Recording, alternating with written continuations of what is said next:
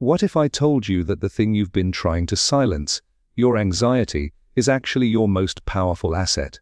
Not a curse, not a flaw, but a raw, untapped energy waiting to be shaped. Every panic, every overthinking spiral, every sleepless night.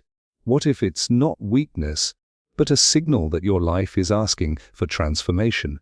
This is not about escaping anxiety. This is about weaponizing it before it breaks you. Because if you don't learn to use your anxiety, it will learn to use you. Anxiety is often portrayed as a flaw, an inconvenient glitch in our mental programming that must be medicated, silenced, or suppressed. Society teaches us to fear it, to hide it, to avoid it at all costs. But what if we've been interpreting it all wrong? What if anxiety is not a sign of weakness, but a signal of potential? At its core, anxiety is a biological response, a surge of energy released by the brain and nervous system to alert you to perceived danger or uncertainty. But in the modern world, danger isn't always physical. It's existential. It's the fear of failure, the fear of rejection, the fear of not becoming who you're meant to be. These are not threats to your body. They are threats to your identity, your purpose, your future. This is where anxiety becomes more than just a mental health issue. It becomes a form of awareness, a kind of spiritual and psychological GPS system warning you, you're not aligned. Something needs to change, and this is precisely why anxiety can be powerful. The Danish philosopher Søren Kierkegaard, often called the father of existentialism, argued that anxiety is the dizziness of freedom. He believed that anxiety arises when we are confronted with possibility, the overwhelming realization that we are free to choose, to act, to change. That freedom terrifies us because it makes us responsible for our lives. We are no longer victims of fate, we are participants in it. That's the paradox. Anxiety emerges not because we are powerless, but because we are powerful, and we feel the weight of that power pressing down on us. You feel anxious before a big decision, not because you're broken, but because your deeper self knows it matters. You feel anxious when you're stuck in the wrong job, the wrong relationship, or the wrong lifestyle. Not because you're defective, but because your soul is trying to wake you up. Let's be clear, anxiety that is chronic, debilitating, and unmanageable deserves professional care. But the kind of anxiety we're speaking about here, the kind that gnaws at your peace in moments of hesitation, change, or ambition, is not pathology. It is potential energy in disguise. Think of it like a bow being pulled back. The tension builds. It hurts. You want to let go, but that tension is storing kinetic power. If you aim it, if you align it with purpose, you can hit your target. But if you refuse to aim, if you let the tension build without direction, the release becomes chaotic or destructive. This is why many of history's most creative minds, reformers, artists, and philosophers were intimately familiar with anxiety. Not because they were weak, but because they were sensitive to the depth of life. They felt the pressure of existence, and they didn't run. They turned it into art, ideas, revolutions. You can do the same. But first, you must change your relationship with anxiety. Instead of asking, "How do I get rid of this?" ask, "What is this trying to tell me?" Instead of fearing the sensation, study it. Track when it arises, what triggers it, what truths it may be pointing toward. Your anxiety is not here to destroy you. It's here to deliver a message. You were not meant to stay where you are.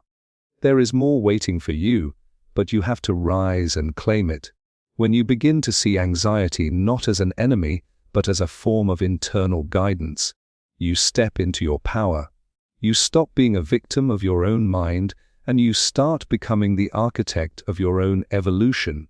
So the next time you feel that familiar surge of unease, don't run. Listen. It may be the first step toward the life you were meant to build. We live in a culture that is obsessed with comfort.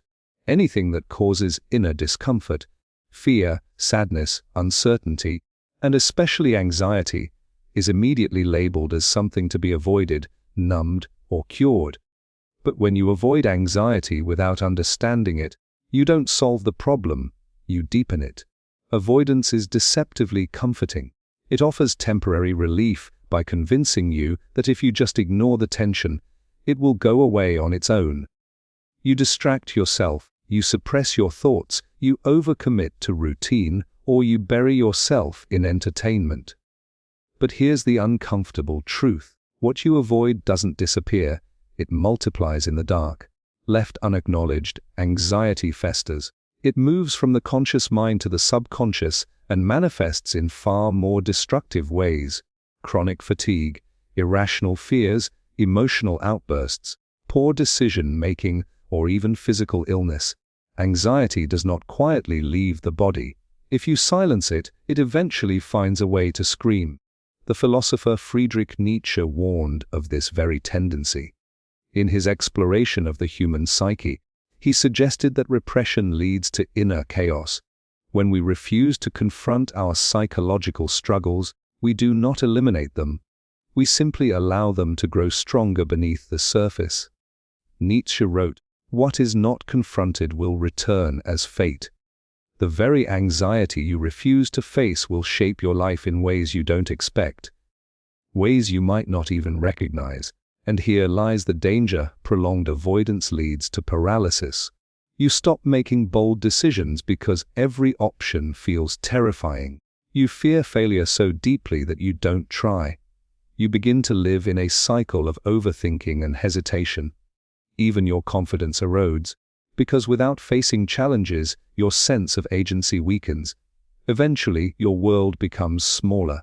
You retreat not just from threats, but from opportunities. The result, a life half-lived, dominated by fear. This is not hypothetical. Psychological research confirms that avoidance is a primary factor in the development of anxiety disorders. The more we avoid what makes us uncomfortable, the more sensitive we become to even minor stressors. Avoidance reduces your tolerance for distress. In other words, you teach your brain that discomfort is dangerous and must be escaped at all costs. But here's what's often missed. The anxiety you avoid is often a clue to what matters most to you. You don't feel anxious about things that don't matter. You feel anxious when something touches your identity, your values, your hopes. So avoidance doesn't just block anxiety, it blocks meaning. It blocks growth. It blocks purpose. The real path forward is not to avoid anxiety, but to engage with it deliberately, to listen to it, to ask it what it wants. Anxiety is trying to protect you, even when it shows up clumsily or aggressively. It's your mind's way of signaling something needs attention. By acknowledging anxiety and stepping toward it instead of away from it, you reclaim your agency. This doesn't mean diving into chaos unprepared, but it does mean choosing to face your discomfort in small, controlled ways. It means learning to sit with uncertainty without panicking, to take imperfect action instead of waiting for the perfect plan. This process is not easy, but it is freeing. When you stop running from anxiety, you reduce its power over you. You take back control. You stop living a reactionary life and start shaping a deliberate one. In the end, it comes down to a simple but profound truth. Avoidance costs more than confrontation. The price of avoiding your anxiety is not just stress or fear. It is lost potential, unrealized dreams, and a diminished self. So the next time anxiety rises, don't immediately escape into distraction or denial. Instead, pause, lean in. Ask, what is this trying to tell me?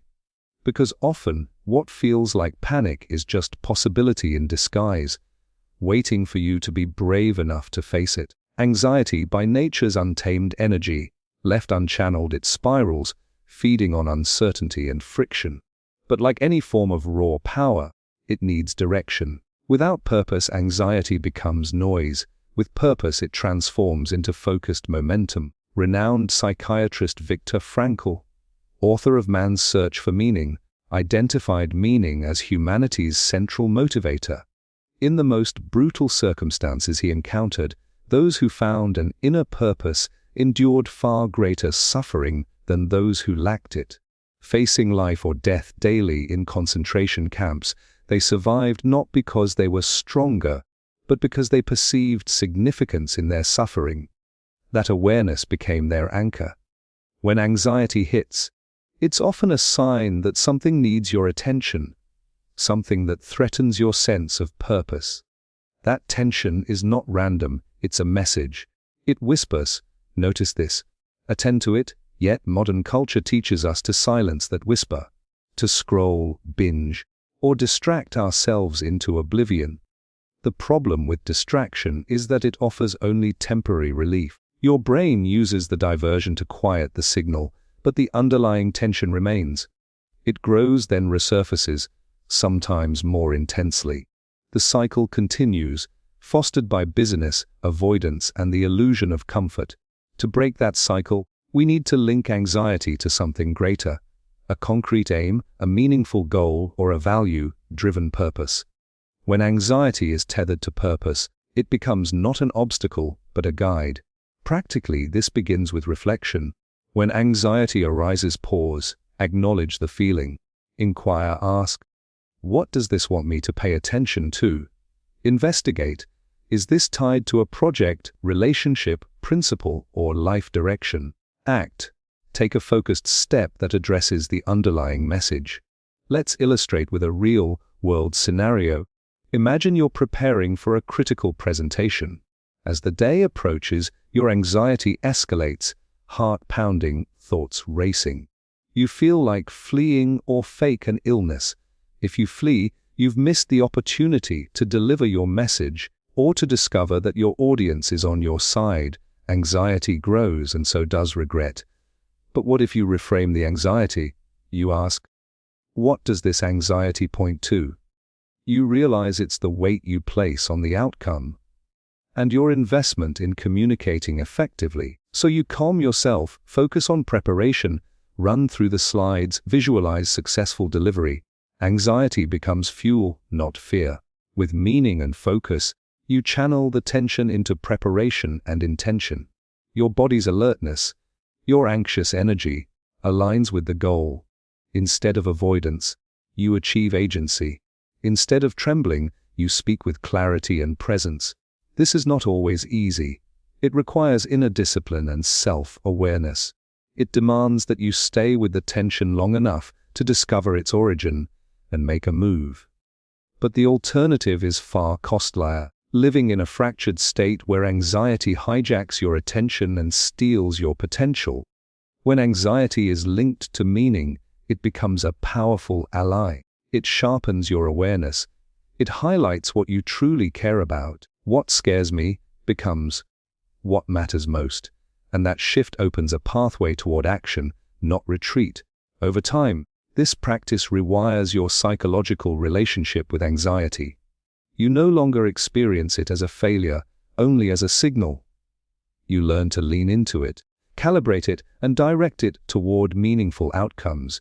To build mastery, incorporate simple habits, daily journaling with space to honor anxious signals and question their origin.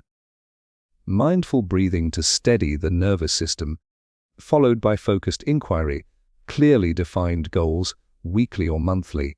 So there's always a purpose to align your energy with. When successfully integrated, anxiety transforms. It becomes your internal compass, always pointing toward areas in life that require growth, courage, or attention. It sharpens your focus. It motivates your action. It empowers you to say yes when it truly counts and no when it doesn't. In short, turning anxiety into power is not about eliminating it. It's about harnessing its intention. It's about finding meaning at the root of the tension and directing it with intention. That is the alchemy of transformation.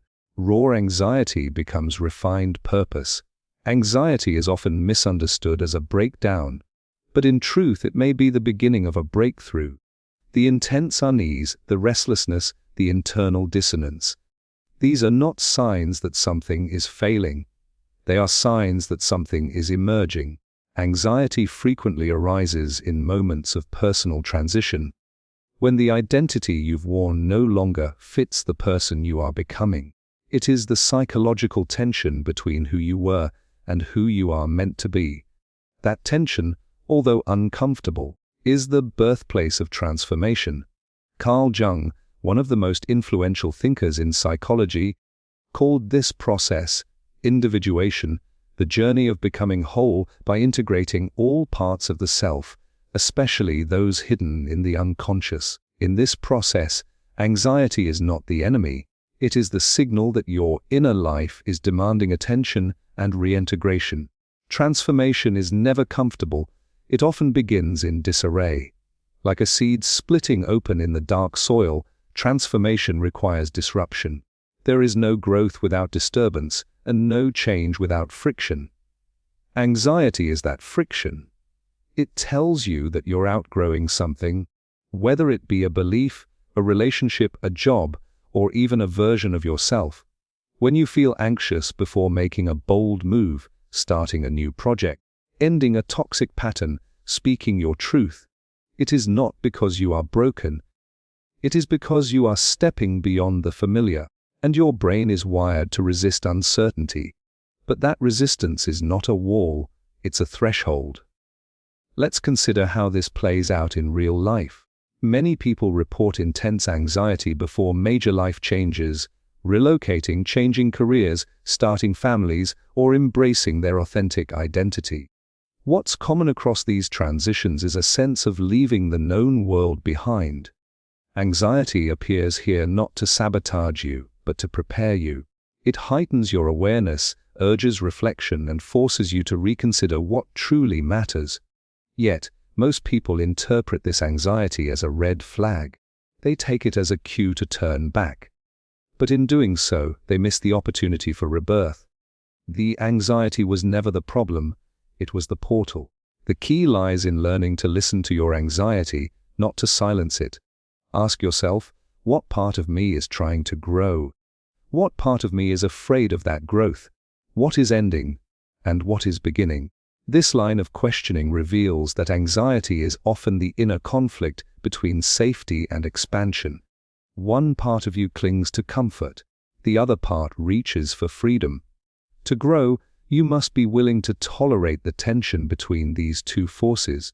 You must allow the anxiety to exist, without letting it control you. Rumi, the Persian poet and mystic, once wrote, "Don't turn away. Keep your gaze on the bandaged place. That's where the light enters you." That bandaged place is often our anxiety. It marks where we are wounded, yes, but also where we are awakening. If we respond to anxiety with curiosity rather than fear, we uncover its message. It often points towards something deeply meaningful, something calling for integration, evolution, or courage.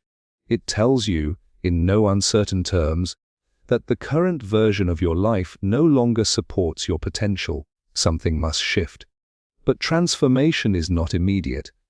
It requires patience, reflection, and action. It may take time to fully understand what your anxiety is trying to teach you. Yet once you begin the process, the anxiety starts to soften, not because it has vanished, but because it has served its purpose. In the end, anxiety is not a sign of collapse. It is a precursor to clarity, a sacred discomfort, signaling that a deeper self is ready to emerge. So instead of asking, "How do I get rid of this anxiety?" ask, "What new self is trying to be born through this?" Because inside every anxious moment lies an invitation, not to retreat, but to transform. One of the most damaging myths about anxiety is that it must be conquered only by the strong, the resilient, or those born with a natural sense of calm. This belief creates a silent division between those who seem composed and those who struggle. But the truth is far more empowering and far more democratic. Mastering anxiety is not a gift, it is a skill. And like any skill, it can be learned, refined, and strengthened with conscious effort. We do not enter life with a built-in manual for emotional regulation. We are shaped by our environments, our traumas, our upbringing, and our beliefs.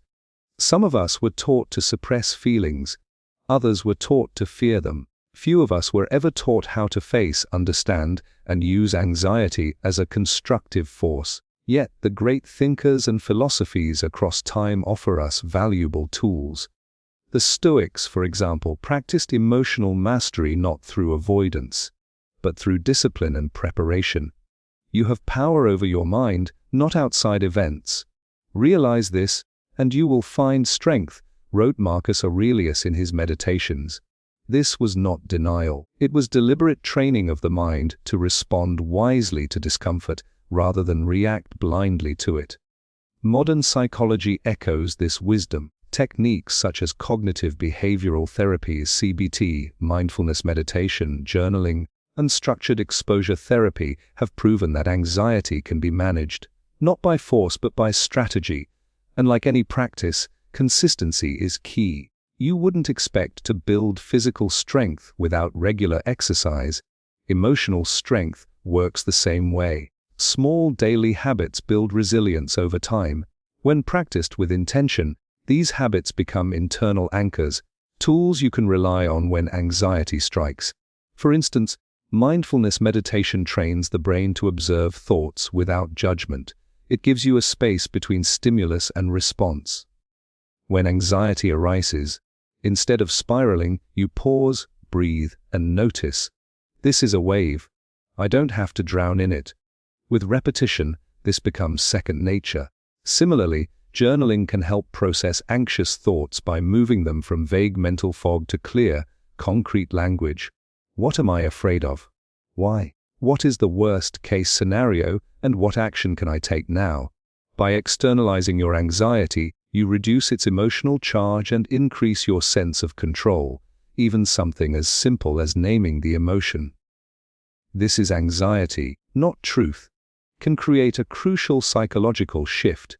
You separate your identity from your experience. You are not anxious, you are experiencing anxiety. That difference empowers you to act rather than collapse. The most profound step in mastering anxiety is accepting that it never fully disappears. The goal is not elimination but management. You are not trying to kill the storm, you are learning how to navigate it. Over time, you begin to recognize patterns, what triggers your anxiety, what calms it, what fuels it. You develop a map of your inner landscape, and from this place of understanding, you build confidence, not in the absence of anxiety, but in your ability to face it without fear.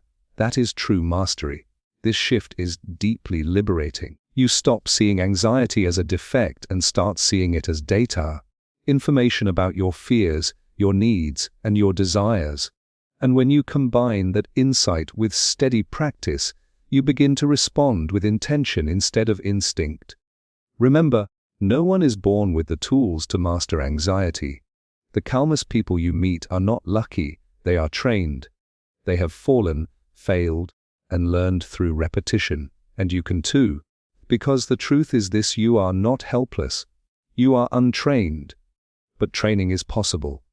And it starts with the decision to stop fearing your anxiety, and instead to understand it, work with it, and shape it into something that serves your highest potential. So the next time anxiety visits you, don't ask if you're strong enough. Ask instead, what skill does this moment require of me? And then begin, step by step, day by day, until mastery becomes your new normal. Anxiety is not a flaw in your design. It is not evidence of weakness, instability, or failure. It is a force, raw, intense, and deeply human. It speaks in discomfort, but it carries truth. And when we stop running from it, when we begin to listen, we discover that it is not here to destroy us. It is here to awaken us. You now understand anxiety is not random. It is a signal, a warning, a wake-up call from the deepest part of your mind. It tells you something is misaligned, your values, your choices, your direction. And in that way, anxiety is not your enemy. It is your compass. But here is the danger: when we ignore that signal, when we suppress it, we lose more than peace. We lose potential. We freeze. We fall into avoidance. We shrink from opportunity. And the very thing that could have been used to move us forward becomes the force that holds us back.